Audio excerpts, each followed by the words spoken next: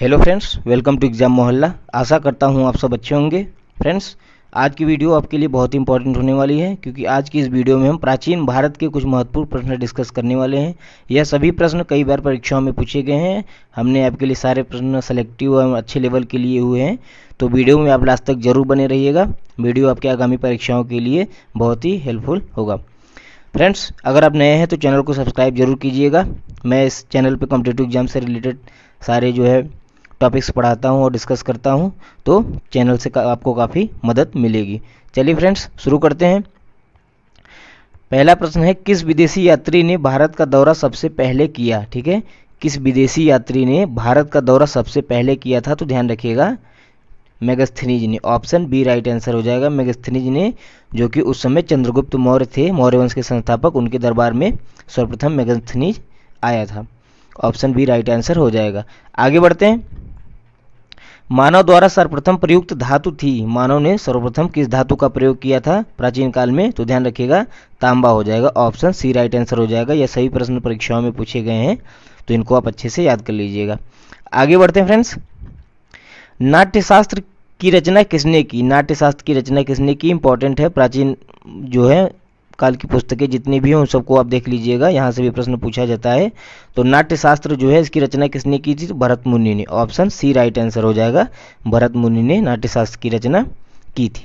आगे बढ़ते हैं दोस्तों। प्राचीन भारत में निम्न में से कौन सा विद्यालय अध्ययन का केंद्र नहीं हुआ करता था? ठीक है, कौन सा विद्यालय था जो प्राचीन काल में अध्ययन का केंद्र नहीं था? तो तक्षशिला, विक्रमशिला और नालंदा, ये तीनों तो प्राचीन काल में अध्ययन के केंद्र हुआ करते थे। लेकिन कौशाम्बी ऑप्शन डी गलत सही आंसर हो जाएगा। यह कोई विद्यालय अध्ययन का केंद्र नहीं था। ठीक, ऑप्शन डी राइट आंसर हो जाएगा। आगे बढ़ते हैं। किस पुस्तक का 15 भारतीय और 40 विदेशी भाषाओं में अनुवाद किया जा चुका है? कौन सी निम्न में से पुस्तक है जिसका 15 भारतीय भाषाओं में और 40 से अधिक विदेशी भाषाओं में अनुवाद किया जा चुका है? तो कौन सी पुस्तक है? विष्णु शर्मा द्वारा लिखित Panchatantra. Option C right answer हो जाएगा। पंचतंत्र इसका कई अनेक भाषाओं में अनुवाद किया जा चुका है। आगे बढ़ते हैं। निम्न में से किसे चालकोलिथिक एज कहा जाता है? ठीक है, निम्न में से किसे चालकोलिथिक एज के नाम से जाना जाता है? तो ध्यान रखिएगा दोस्तों, ऑप्शन सी राइट आंसर हो जाएगा। ताम्र पाषाण युग को, ताम्र पाषाण काल को चालकोलिथिक एज के नाम से जाना जाता है। प्रश्न पूछता है, ध्यान रखिएगा, इंपॉर्टेंट है। आगे बढ़ते हैं। स्वप्नवास वदत्ता के लेखक हैं। ठीक है, एक रचना है स्वप्नवास दत्ता, इसके लेखक कौन है? तो ध्यान रखिएगा, यह प्रश्न पूछा जाता है परीक्षा में। भास। ऑप्शन बी राइट आंसर हो जाएगा। भास इसके लेखक हैं। अगला प्रश्न देखते हैं। नालंदा विश्वविद्यालय किस लिए विश्व प्रसिद्ध था? नालंदा विश्वविद्यालय, जिसका हाल ही में उद्घाटन हमारे माननीय प्रधानमंत्री नरेंद्र मोदी जी ने किया है, तो यह किस लिए विश्व में प्रसिद्ध था? तो ध्यान रखिएगा, बौद्ध धर्म दर्शन के लिए। ऑप्शन सी राइट आंसर हो जाएगा। बौद्ध धर्म दर्शन के लिए यह प्रसिद्ध था। ठीक है, ऑप्शन सी राइट आंसर हो जाएगा। आगे बढ़ते हैं। आधुनिक देवनागरी लिपि, यहाँ पे लिपि रहेगा। आधुनिक देवनागरी लिपि का प्राचीनतम रूप क्या है? देवनागरी लिपि का प्राचीनतम रूप क्या है दोस्तों? तो ध्यान रखिएगा, Brahmi. Option B right answer हो जाएगा। देवनागरी लिपि का प्राचीनतम रूप ब्राह्मी है। आगे बढ़ते हैं। मानव द्वारा सर्वप्रथम प्रयुक्त अनाज था। मानव ने सर्वप्रथम किस अनाज का प्रयोग किया था? ध्यान रखिएगा, गेहूं और जौ का। ऑप्शन बी राइट आंसर हो जाएगा। ठीक है, सिंधु सभ्यता से यह प्रश्न लिया गया है, इंपॉर्टेंट है, ध्यान रखिएगा। मानव द्वारा सर्वप्रथम प्रयुक्त अनाज गेहूं और जौ था। आगे बढ़ते हैं। प्राचीन नगर तक्षशिला निम्नलिखित में से किसके बीच स्थित है? तक्षशिला अध्ययन का केंद्र हुआ करती थी प्राचीन काल में, तो वह किसके बीच स्थित है? तो ध्यान रखिएगा, सिंधु और झेलम के। ऑप्शन ए राइट आंसर हो जाएगा। सिंधु नदी और झेलम नदी के बीच में तक्षशिला स्थित था। आगे बढ़ते हैं। निम्नलिखित अंग्रेज में से कौन था वह जिसने सर्वप्रथम भगवत गीता का अंग्रेजी में अनुवाद किया था? वह कौन सा अंग्रेज था जिन्हें सर्वप्रथम भगवत गीता का अंग्रेजी में अनुवाद किया था? ध्यान रखिएगा, चार्ल्स विल्किंस। ठीक है, चार्ल्स विल्किंस थे, वो भगवत गीता का इंग्लिश में अनुवाद किया था इन्होंने। आगे बढ़ते हैं। प्राचीन भारत में निम्नलिखित में से कौन सी एक लिपि थी जो बाईं ओर से दाईं ओर लिखी जाती थी? प्राचीन भारत में कौन सी लिपि थी जो दाईं ओर से बाईं ओर लिखी जाती थी? तो ध्यान रखिएगा, खरोष्टी लिपि। ऑप्शन डी राइट आंसर हो जाएगा। हम लोगों की देवनागरी लिपि वर्तमान में हम लोग यूज़ करते हैं वह बाएं से दाएं लिखी जाती, लेकिन खरोष्टी लिपि जो थी वह दाएं से बाईं ओर लिखी जाती थी, जैसे उर्दू लिखी जाती है। आगे बढ़ते हैं। मुद्रा राक्षस नामक पुस्तक के लेखक कौन थे? मुद्रा राक्षस नामक पुस्तक के लेखक कौन थे? तो ध्यान रखिएगा दोस्तों, ऑप्शन ए राइट आंसर हो जाएगा, विशाख दत्त। ठीक है, विशाख दत्त जो थे मुद्रा राक्षस नामक पुस्तक के लेखक थे। आगे बढ़ते हैं। किस देवता को ऋग्वेद में पुरंदर शब्द का प्रयोग किया जाता है? किस देवता के लिए ऋग्वेद में पुरंदर शब्द का प्रयोग किया जाता है? वेरी वेरी इंपॉर्टेंट क्वेश्चन है दोस्तों, ध्यान रखिएगा। इंद्र के लिए, ऑप्शन ए राइट आंसर हो जाएगा। इंद्र के लिए जो है ऋग्वेद में पुरंदर शब्द का प्रयोग किया गया है। अगला प्रश्न देखते हैं। अस्तो मा सद्गमय कहाँ से लिया गया? ठीक है, अस्तो मा सद्गमय जिसका मतलब होता है हमें अंधकार से सत्य की ओर ले चलिए, तो यह कहाँ से लिया गया है? तो ध्यान रखिएगा, ऋग्वेद से ही लिया गया है, ऑप्शन ए राइट आंसर हो जाएगा। आगे बढ़ते हैं। हर्यक वंश के किस शासक को कुड़िक कहा जाता था? यह भी इंपॉर्टेंट प्रश्न है, ध्यान रखिएगा। हर्यक वंश के शासक कुड़िक किसको कहा जाता था? अजात शत्रु को। ठीक है, ऑप्शन सी राइट आंसर हो जाएगा, अजात शत्रु। आगे बढ़ते हैं। उज्जैन का प्राचीनतम नाम क्या था? उज्जैन का प्राचीनतम नाम क्या था दोस्तों? तो ध्यान रखिएगा, Avantika, option A right answer हो जाएगा। वर्तमान में इसका नाम उज्जैन है, इसका प्राचीन नाम अवंतिका हुआ करता था। ठीक है, आगे बढ़ते हैं। नंद वंश का संस्थापक कौन था? इंपॉर्टेंट प्रश्न है, ध्यान रखिएगा, पूछा जाता है। जितने भी वंश अब तक हुए हैं भारत में, उन सबके संस्थापक और अंतिम शासक तो आप जरूर ध्यान रखिएगा, यहाँ से प्रश्न पूछा जाता है। तो फ्रेंड्स, नंद वंश का संस्थापक कौन था? तो महापद्मनंद। ठीक है, ऑप्शन ए राइट आंसर हो जाएगा। नंद वंश के संस्थापक थे महापद्मनंद। बात करें इसकी अंतिम वंश, इस वंश के अंतिम शासक की, तो घनानंद जो था इस वंश का अंतिम शासक था। आगे बढ़ते हैं। हाइडेस्पस या वितस्ता, ठीक है, वितस्ता मतलब कि झेलम नदी, जो वर्तमान में झेलम नदी है, इसको प्राचीन काल में जो है वितस्ता के नाम से जाना जाता था। तो हाइडेस्पस या वितस्ता का युद्ध जो कि 326 बीसी में हुआ था, किन किन शासकों के बीच लड़ा गया था? वेरी वेरी इंपॉर्टेंट क्वेश्चन है, ध्यान रखिएगा, कई बार परीक्षाओं में पूछा गया है। यह युद्ध जो था सिकंदर और पोरस के मध्य लड़ा गया था। ठीक है, डायरेक्ट एग्जाम में पूछ लिया जाता है वितस्ता का युद्ध किसके किसके बीच लड़ा गया, तो ध्यान रखिएगा, सिकंदर और पोरस के बीच लड़ा गया था झेलम नदी के किनारे। आगे बढ़ते हैं। 16 महाजनपदों की सूची उपलब्ध है। 16 महाजनपदों की सूची कहाँ से मिलती है? यह भी प्रश्न इंपॉर्टेंट है दोस्तों, स्टार मार्क कर लीजिएगा।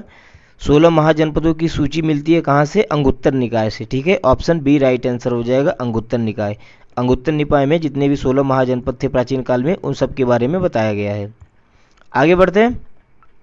नंद वंश का अंतिम सम्राट कौन था? हमने अभी अभी आपको बताया कौन था, कमेंट करके आप खुद बताइए इस प्रश्न को।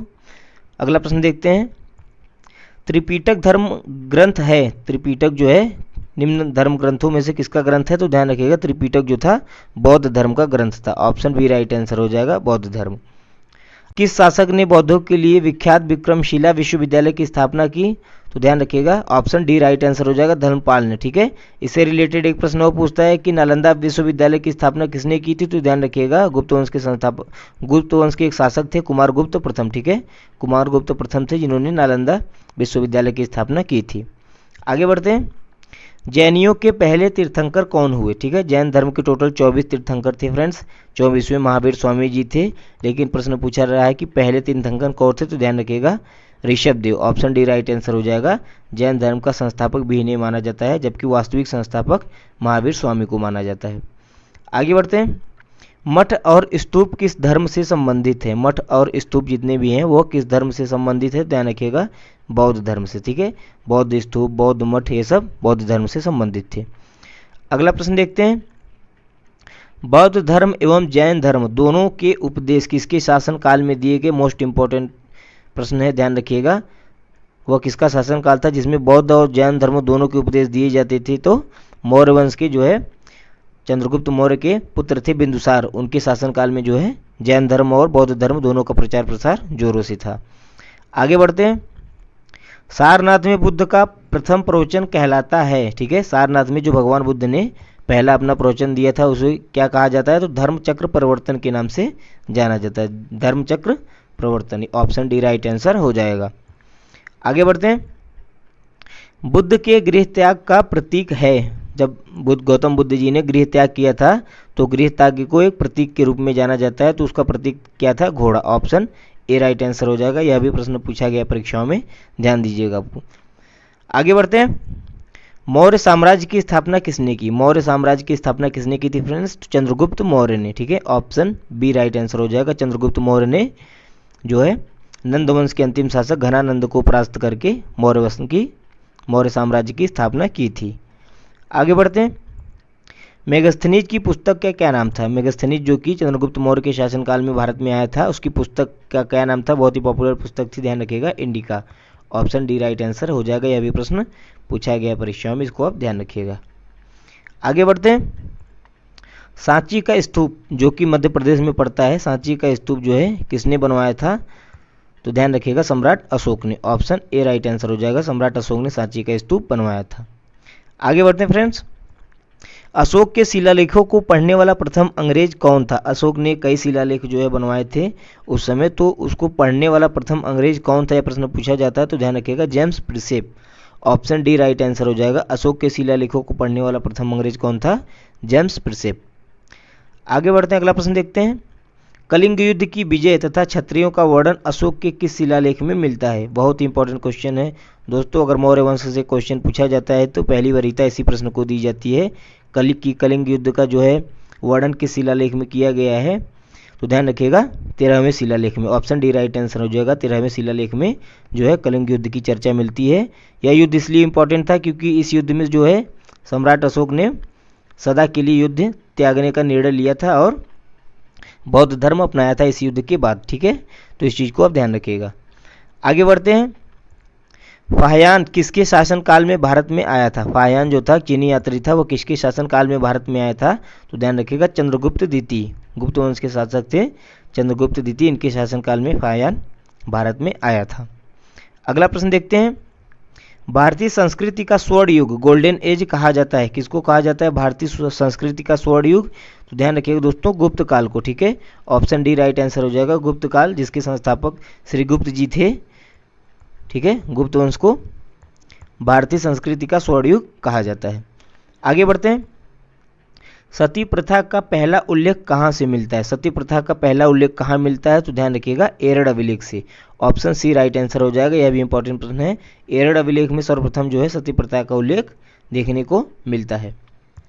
फ्रेंड्स, यह थे कुछ प्राचीन भारत के महत्वपूर्ण प्रश्न। इसका पार्ट 2 हम जल्दी ही लेके आएंगे। वीडियो आपको अच्छा लगा हो तो वीडियो को लाइक कीजिएगा, हमारे चैनल को सब्सक्राइब कीजिएगा। वीडियो को देखने के लिए आपका बहुत बहुत धन्यवाद। आपका दिन शुभ हो।